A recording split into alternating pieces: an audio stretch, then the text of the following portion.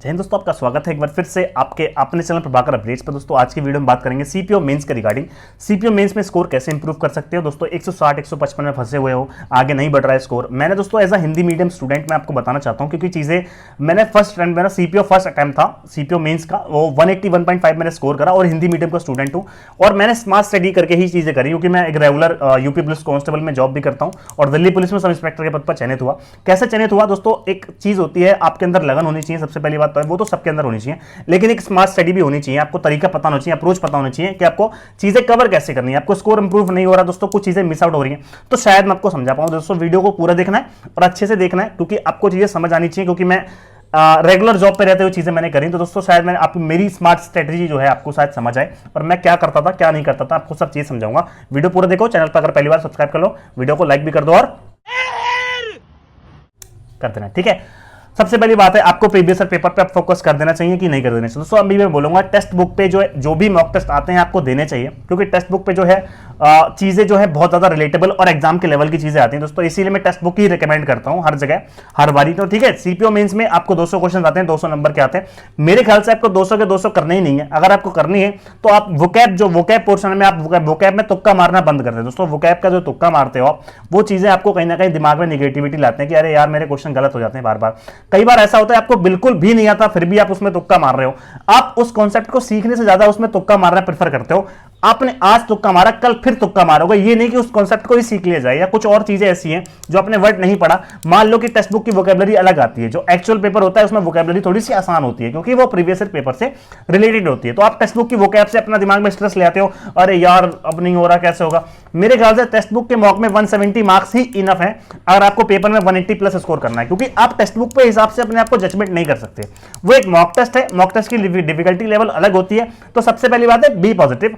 आपको text book के marks से अपने आप को डिमोटिवेट नहीं करना है कि यार इसकी वोकैब मेरे से नहीं होती, क्योंकि एक्चुअल पेपर की वोकैब जो है वो थोड़ी सी आसान आती है और वो प्रीवियस ईयर पेपर में आपने पढ़ी हुई होगी कहीं। अब टेक्स्ट बुक की वोकैब जो है अंतरिक्ष वाली होती है, कई बार मेरे से खुद नहीं होती थी, ठीक है। तो आप ये वाला जो है मेरा तरीका फॉलो कर सकते हो स्कोर इंप्रूव करने का। सबसे पहले मॉक टेस्ट अगर आपने दिया है टेक्स्ट बुक पे, 200 नंबर का जो है पेपर, 200 क्वेश्चन होते हैं, ये मैं तरीका अपना ही करता था। मैंने दोस्तों लिख भी रखा है सारी चीजें। मैं क्या करता था दोस्तों, अगर आपने मॉक टेस्ट दिया, ये दोस्तों सबके लिए, आपको सोर्सेस सबसे पहले देखो, चलो सोर्स बताता हूं पहले कि मैं क्या सोर्सेस पढ़ के मॉक टेस्ट देता हूं। देखो सोर्सेस मेरे थे नीतू सिंह वॉल्यूम 1, उसकी वोकैब मैंने पीछे खत्म कर रखी थी, शुरुआत के सारे रूल्स मैंने खत्म कर रखे थे अच्छे तरीके से। और जो पीछे वोकैब है नीतू सिंह की वोकैब बिल्कुल भी मिस नहीं कर सकते, आप अफोर्ड नहीं कर सकते वो उस चीज को मिस करना, ठीक है। उसके अलावा ब्लैक बुक में जो हाईलाइटेड वाले वर्ड्स होते हैं, आपने पढ़ा होगा ईडब्ल्यूएस और ओडब्ल्यूएस और इडियम्स, जो हाईलाइटेड वाले होते हैं, काले काले जो होते हैं हाईलाइटेड वाले, तो आपको डेफिनेटली करने हैं दोस्तों। मैं वही करके गया था, प्लस टॉप 200 वो कर लेना, प्लस साइनो एंटो के लिए आपको कॉमन लिस्ट, प्लस टॉप 100 और बाकी नीतू सिंह के तो हैं। तो ये सारे मेरे सोर्सेस थे। आपको फिर से बता दूं एक बार, ब्लैक बुक में हाईलाइटेड वाले ओडब्ल्यूएस और एडीएम्स जरूर करने हैं, और स्पेलिंग भी कर लेना आप, स्पेलिंग मतलब टॉप 200 वाली, ठीक है।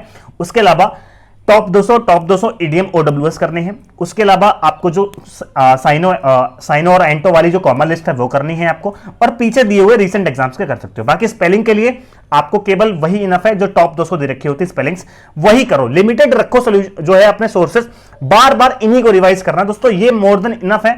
180 स्कोर करने दे तो इनफ है भाई, 190-95 की तो मैं गारंटी ले नहीं रहा, ठीक है। आप 180 जो वोकैब स्कोर कर सकते हो दोस्तों, यही कर सकते हो। बाकी प्रीवियस ईयर पेपर में आपको लगाने प्रीवियस ईयर पेपर की वोकैब जो आपको याद हो ही जाएगी आपको मॉक टेस्ट के साथ साथ, ठीक है। आपको मॉक टेस्ट कहां से लगाने दोस्तों, टेक्स्ट बुक से लगाने हैं। टेक्स्ट बुक में बहुत बड़ी सेल आ रही है दोस्तों 28 सितंबर से। अगर आप अभी तक पास नहीं लिया, पहली बार पास ले रहे हो दोस्तों, PU10 का इस्तेमाल कर लेना, आपको डिस्काउंट भी मिलेगा, ठीक है। आप अगर आप बेहतर तैयारी जाते हो एकदम पेपर के लेवल जैसी, तो टेक्स्ट बुक बेस्ट है मेरे ख्याल से। और उसके अलावा उससे ही मैंने सीजीएल और सीपीओ दोनों निकाला, और वो भी रेगुलर जॉब पे रहते हुए, ठीक है। तो टेक्स्ट बुक डाउन करना, PU10 का इस्तेमाल भी करना है, ठीक है। उसके अलावा नीतू सिंह में जो पीछे वोकैब दे रखी है, मेरे ख्याल से जो 700 600 700 वर्ड है वो नहीं पढ़ने। मेरे ख्याल से जो नॉर्मल ओडब्ल्यूएस ईडीएम्स दे रखे हैं 200 300 होंगे शायद, वो करने। उसके अलावा एंटो साइनो कर लेना, ठीक है। तो मेरे ख्याल से पीछे की एंटो साइनो और ओडब्ल्यूएस और ईडीएम्स, ये आपको नीतू सिंह से कंप्लीट करने बहुत अच्छे तरीके से। उसके अलावा टॉप नोट्स हो ये वाले कर लेना इसमें ब्लैक बुक में एंड टू साइन आउट, ठीक है। तो मैंने सोर्सेज बता दी। इसके बाद आप मॉक टेस्ट में क्या करता था मैं, जिससे मेरा स्कोर इंप्रूव होता था, हर मॉक में स्कोर इंप्रूव होता जाता था। आपको कोई भी एक मॉक टेस्ट देना है, मॉक टेस्ट के जस्ट बाद आपको 5 मिनट 10 मिनट टहलना है, स्कोर पे ध्यान नहीं देना। चलो जितना है 150 है 160 है कोई बात नहीं, लेकिन अब आपने मॉक टेस्ट दिया, मॉक टेस्ट में आपने बैठ के आपको स्कोर देख के डिप्रेस नहीं होना। आपको क्या करना है, ऊपर टेक्स्ट बुक ऐप पे जब भी आप मॉक टेस्ट देते हो ऊपर एक फिल्टर का ऑप्शन आता है, फिल्टर के ऑप्शन पे क्लिक करना है, वहां पे इनकरेक्ट और अनअटेम्प्टेड वाले पे टिक मार देना है और आपको वही क्वेश्चन दिखेंगे जो आपने इनकरेक्ट और अनअटेम्प्ट करे हैं, आपको नहीं हो पाए और आपसे गलत हुए, उन क्वेश्चंस को दोबारा लगाना है।